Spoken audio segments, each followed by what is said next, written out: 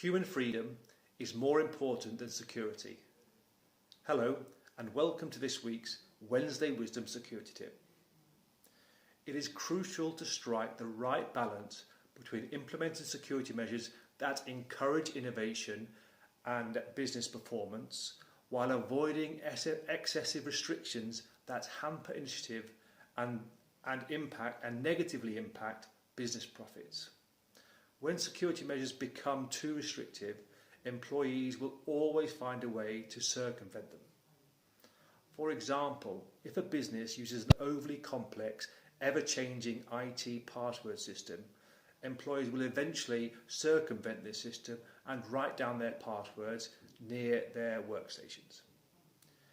In addition, security measures should not impact on personal privacy. For example, placing cameras in areas where people might expect to be private, for example, toilets and changing rooms. If you would like to know more about security and protecting buildings, why not download our guide?